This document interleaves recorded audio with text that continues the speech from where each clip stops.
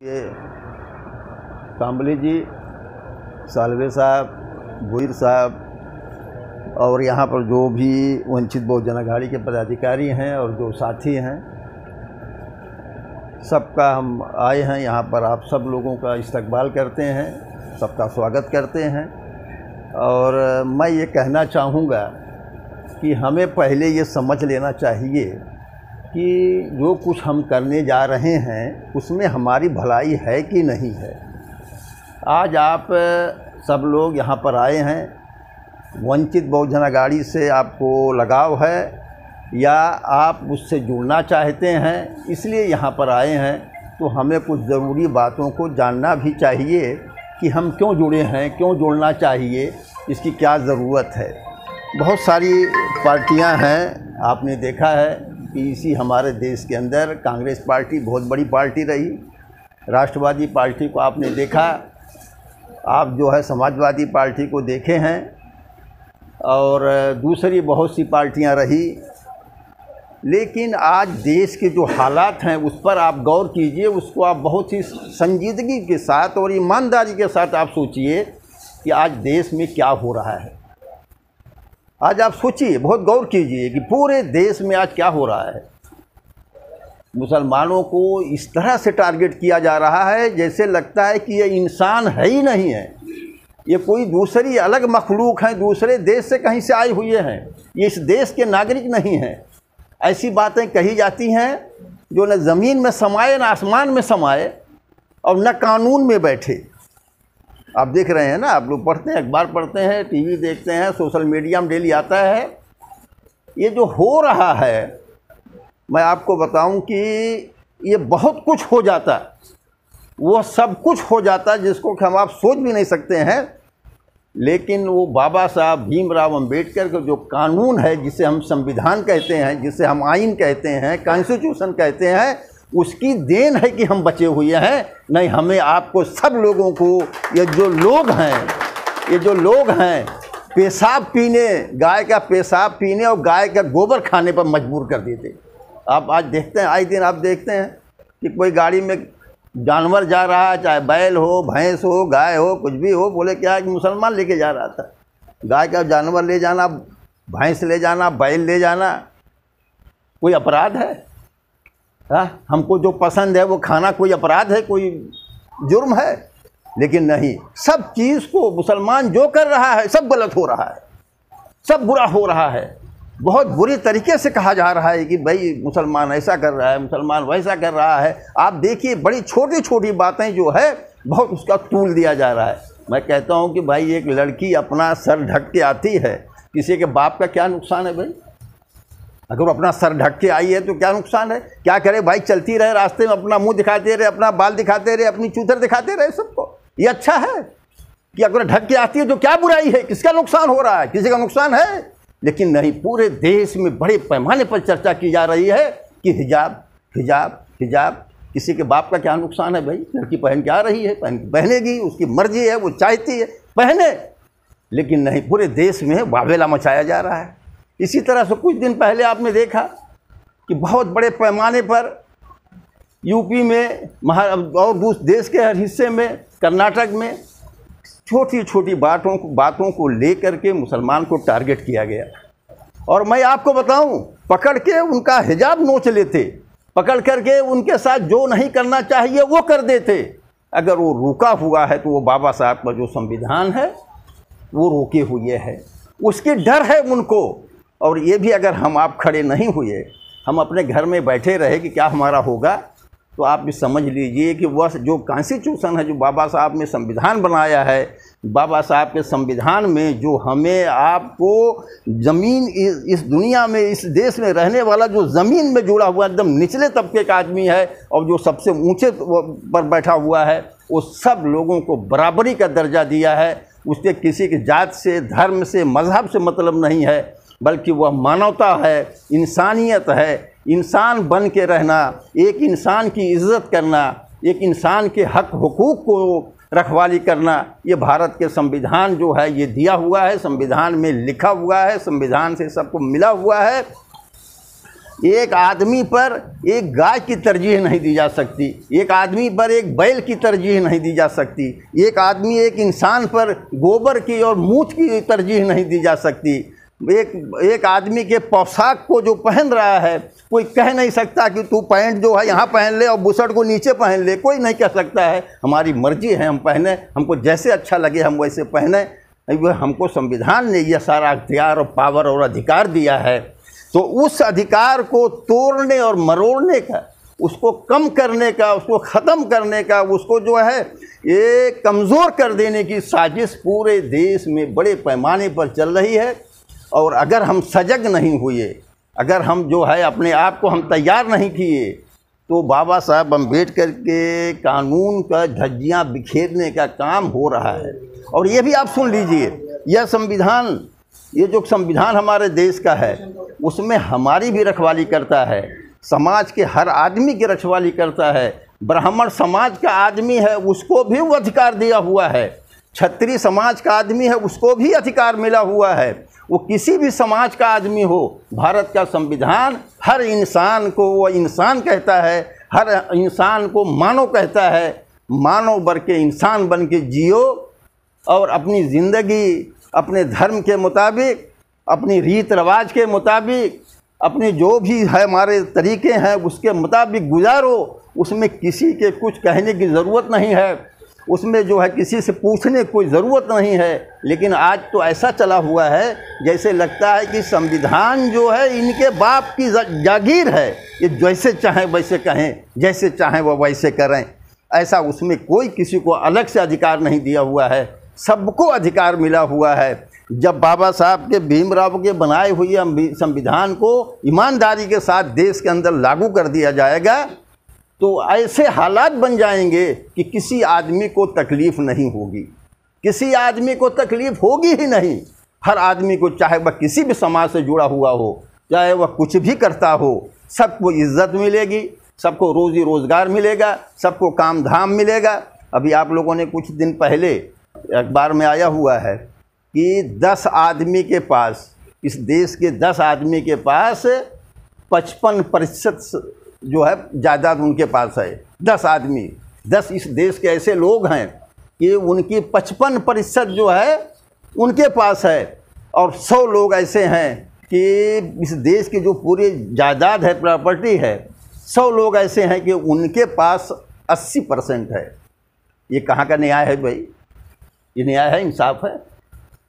हाँ, हमारे आपके घर में खाने का नहीं है और कोई जो है सोना पिघला के पी रहा है।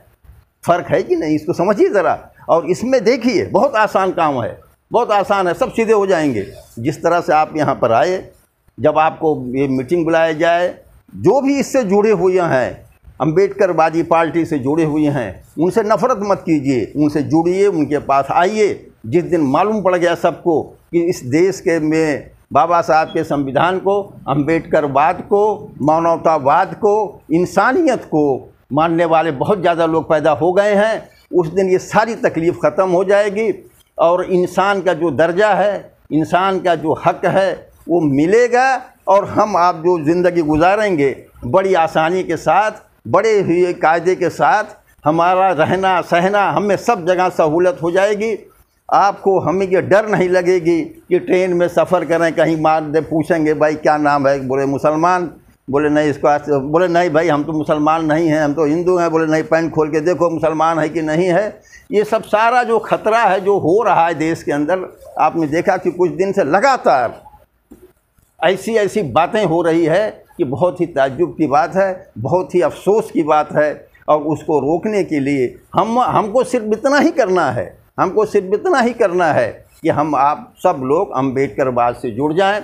और अम्बेडकरवाद से जुड़ करके जो अम्बेडकरवादी पार्टी है, जैसे कि बाबा साहब भीमराव अम्बेडकर ने भारत का संविधान बनाया, उनके परिवार के बाला साहब प्रकाश अम्बेडकर साहब ये वंचित बहुजन आघाड़ी नाम की पार्टी चला रहे हैं, हम उनके साथ जुड़ जाएं। और जुड़ने के बाद जब हम जुड़ जाएंगे, जब उनको लग गया कि भाई सारे लोग जुड़ गए हैं, ये सारी समस्या आपकी ख़त्म होगी, कहीं कोई आपको मारेगा नहीं, कहीं कोई आपको बुरा भला नहीं कहेगा, मुसलमान और हिंदू की बात नहीं करेगा, सब लोग भाईचारा की बात करेंगे, इंसानियत की बात करेंगे, मानवता की बात करेंगे, मिलजुल के रहने की बात करेंगे। और उस टाइम में, उस हालात में हमारी आपकी ज़िंदगी को आप सोचिए कि बेडर हो जाएगी। हम जो है अच्छा महसूस करेंगे, हम अपने देश में हम ये महसूस करेंगे कि हम इस देश के नागरिक हैं, हमें अच्छा लगेगा। इसलिए हम सारे लोग, हमसे जो बन पड़ता है हम करते हैं और करते रहेंगे। आप लोग हमारे साथ में आए तो बहुत अच्छा, बहुत बहुत आपका धन्यवाद। अगर नहीं आ पाए तो हमें उसमें कोई दिक्कत नहीं है, सबको भुगतना है। जो हमारे साथ होगा वो कल आपके साथ होगा, परसों उनके साथ होगा, नरसों दूसरे के साथ होगा, तीसरे के साथ होगा। ये रुकेगा नहीं, होता रहेगा। और हमें आपको वह हर काम के लिए मजबूर कर दिया जाएगा, जो कि नहीं होना चाहिए। आपने देखा है कुछ दिनों से, देखिए मैं तो बहुत सारी बातें भूल जाता हूँ, नहीं तो मैं आपको एक ऐसे मिसाल दूँ। अभी आपने देखा कि किसान आंदोलन चल रहा था। यहाँ पर बहुत सारे लोग किसान हैं, बहुत सारे लोग गाँव में खेती किए हुए हैं। आप अंदाज़ा लगाइए कि किसान को कितना तकलीफ़ है। किसान बेचारा जो है साल भर वहाँ जो है बैठा रह गया, धरना देता रह गया, सरकार से अपनी मांग करता रहा। 700 किसान बेचारे मर गए, ठंडी में बारिश में सब बैठे रहे और उनकी बात सरकार नहीं सुन रही थी। आपने देखा ना, अभी जल्दी की बात है, बहुत दूर बात की नहीं है। और हम आप किसान हैं, किसान की तकलीफ़ को ज़रा देखें। मैं भी किसान रहा हूँ, यूपी में किसान रहा हूँ। किसान की तकलीफ़ को कोई देखे कि किस तरह से किसान जो है बेचारा अपनी ज़िंदगी गुजारता है। और वो किसान जो हमें अनाज पैदा करके देता है, वही पैदा किया हुआ अनाज हम खाते हैं। और किसानों की क्या दुर्दशा जो है कि इन लोगों ने किया। और जब यूपी में इलेक्शन आया, जो है मर गए और साल भर वहाँ बैठे रहे। तो भाइयों आप ये समझ लीजिए कि इतना बड़ा आंदोलन में 700 आदमी मरे हैं। तो हम आप मुसलमानों को समझ लीजिए कि जब हम कोई आंदोलन चलाएंगे, बाबा साहब भीमराव अम्बेडकर की अम्बेडकरवादी आंदोलन चलाएंगे, तो हमें 2100 मरने के लिए तैयार रहना चाहिए। हमें 2100 मरने के लिए तैयार रहना चाहिए। और जिस दिन हम 2100 मरने के लिए तैयार हो जाएंगे, उस दिन हमारा तो भला होगा ही, देश का भी भला होगा। देश का भला होगा, ये ना कोई सोचे कि हमारा अकेले का भला होगा। यह देश हमारा है, किसी के बाप का नहीं है। यह देश हमारा है, हम इस देश के नागरिक हैं, हम इसी देश में पैदा हुए हैं। और हमारी ये भावना है, हमारी ये जज्बा है, हम ये चाहते हैं कि हमारी ज़िंदगी अच्छी हो। दूसरे समाज में, चाहे दलित समाज का आदमी हो, ओबीसी समाज का आदमी हो, ब्राह्मण हो, क्षत्रिय हो, जो भी किसी भी समाज का हो, किसी भी बिरादरी का हो, वो सुख चैन से रहे, उसको भरपेट खाना मिले, अच्छा मकान मिले, उसकी नौकरी अच्छी हो, अच्छा उसका काम धंधा हो। ये हमारी इच्छा है, किसी को मारने की नहीं, किसी को काटने की नहीं, किसी को जो है किसी के साथ नाइंसाफ़ी करने की हमारी इच्छा नहीं है। बल्कि ये हमारी इच्छा ये है कि सबके साथ न्याय हो, सबके साथ इंसाफ हो। और ख़ास करके मैं अपने लोगों से कहूँगा, जो हमारे मुस्लिम भाई हैं और जो नौजवान बच्चे हैं, ये मैं इनसे कहूँगा कि आप रोज़ाना जो है अखबार पढ़ते हैं। मेरी जो बात है ना, कल आपको सुबह झूठ लगेगी, क्योंकि आप कल सुबह अखबार पढ़ेंगे तो अखबार में कुछ आया रहेगा, बड़ी मीठी मीठी बात आती है। जब इलेक्शन आता है तो सब मीठी मीठी बात करने लगते हैं, इलेक्शन ख़त्म हो जाता है तो इंग्लिश बोलने लगते हैं। तो पढ़िए, अब तो आप पढ़ते हैं तो आप पढ़िए कि भाई अम्बेडकरवाद क्या है, ब्राह्मणवाद क्या है, मनुवाद क्या है, क्यों नाइंसाफ़ी होती है। आज आप सोचिए, हम तो ठीक है कि मुसलमान हैं कि हमारे साथ जो है अन्याय हो रहा है। आप देखिए, जो दलित समाज के लोग हैं, एससी समाज के लोग हैं, वो तो यही कहा जाता है ना कि भाई हम आप यही कहते हैं कि वो भी हिंदू हैं, उनके साथ क्या व्यवहार हुआ है। 4000 साढ़े 4000 साल से उनको सताया गया, उनके हक हुकूक को नहीं दिया गया। और उनका हक हुकूक कब मिला है? जब जो है 26 जनवरी 1950 को भारत का संविधान लागू हुआ, तब जाके उनके हक हुकूक मिले हैं और उनकी ज़िंदगी में बेहतरी आई। 4500 साल तक सताया हुआ समाज आज 60-70 साल के बाद से जो है कुछ सुधारा हुआ है, कुछ हुआ है, अभी बहुत कुछ होना बाकी है। और हम ये तवक्का रखते हैं कि कोई जो है हमारे लिए कर दे, कोई कुछ करने वाला नहीं है, हमें खुद आना पड़ेगा, हमें खुद आना पड़ेगा। और जब आप आगे आएंगे, जब आप जो है एक कमर कस लेंगे, तो देखिए बहुत से लोग बोलते हैं अरे क्या तुम चुनाव जीतोगे, लोग कहते हैं ना, हाँ, अभी आप कहीं जाएंगे, अरे वो क्या वंचित वाले चुनाव जीतेंगे क्या? मैं कहता हूँ नहीं, मैं भी कहता हूँ नहीं जीतेंगे। चलिए मान लीजिए, इसी बात को मान लीजिए, लेकिन हम हराने वाले भी हो सकते हैं।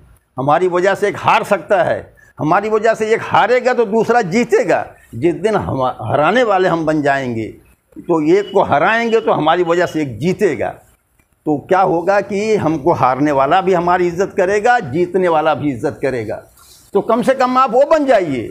ये मत सोचिए कि हम जीतेंगे हार जाएंगे, और हार जाएंगे, लेकिन किसी को हराने वाला बन जाइए, जीतने वाला बन जाइए। मैं आपको बताऊं कि कुछ 1984 या 85 की बात है कि मानवर कांशीराम जी फूलपुर लोकसभा क्षेत्र से चुनाव लड़ रहे थे, और उसी क्षेत्र से वीपी सिंह चुनाव लड़ रहे थे, और उसी क्षेत्र से शिवपूजन पटेल चुनाव लड़ रहे थे। शिवपूजन पटेल कांग्रेस के उम्मीदवार थे, कांशीराम जी जो है बहुजन समाज पार्टी के उम्मीदवार थे, और वीपी सिंह जो है जनता पार्टी की जनता दल से उम्मीदवार थे। इलेक्शन हो रहा था, कांशीराम जी का कोई नाम नहीं ले रहा था, कांशीराम जी का कोई नाम नहीं ले रहा था। कांशीराम जी घर घर जा रहे थे, घर जा रहे थे, कह रहे थे कि भाई 1 रुपया दे दो, हमें 1 वोट दे देना, 1 रुपया दे दो और 1 वोट दे देना। ऐसे कहते कहते घूमते घूमते 80,000 वोट निकाले।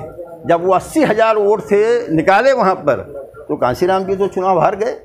लेकिन 80,000 वोट पाने की वजह से कांग्रेस के शिवपूजन पटेल चुनाव हार गए, और वीपी सिंह चुनाव जीत करके देश के प्रधानमंत्री बन गए। आप इसको सोचिए ज़रा, देखिए, अगर कांशीराम जी चुनाव नहीं लड़ते तो वीपी सिंह चुनाव नहीं जीत पाते और देश के प्रधानमंत्री नहीं बनते ना।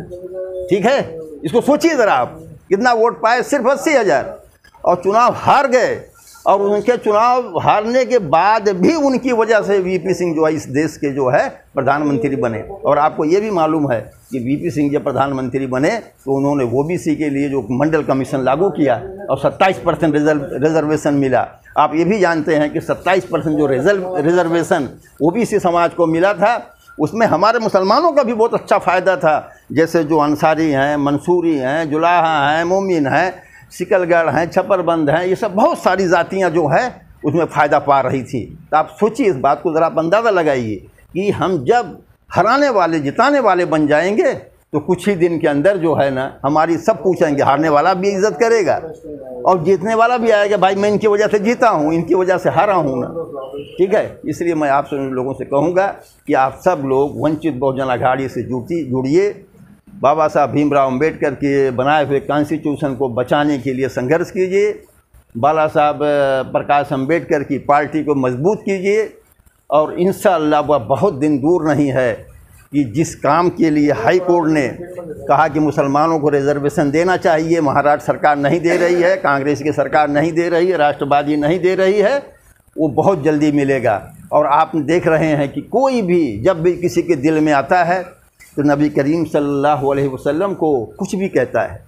वहाँ हमारी ये पार्टी के प्रकाश अम्बेडकर साहब ने सरकार से मांग की है कि बाकायदे कानून बनाया जाए कि ये जो धर्म गुरु हैं, जो पैगंबर हैं, जो हमारे नबी हैं, इनको कोई बुरा कहता है तो उसको कानून बनाया जाए कि उसको सख्त से सख्त सज़ा दी जाए। ये वंचित बहुजन अघाड़ी ने ये बात कही है और इसके लिए बाकायदे कोशिश भी कर रहे हैं, और बहुत जल्द हो सकता है कि कानून भी आ जाए।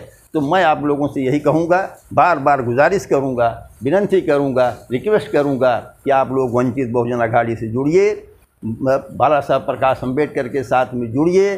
सुनील भाई जैसे आदमी, हम लोग से छोटे मोटे जो कार्यकर्ता हैं, हम आपके साथ में हैं, हम लोग बराबर संघर्ष करते रहेंगे। और मैं अल्लाह से उम्मीद रखता हूँ इंशाअल्लाह बहुत जल्द एक अच्छा रिजल्ट आएगा। अगर हम खुद नहीं जीते तो हराने वाले और जिताने वाले ज़रूर बन जाएंगे। इस नीयत से मैं आप लोगों से गुजारिश करूंगा कि आप लोग जुड़िए।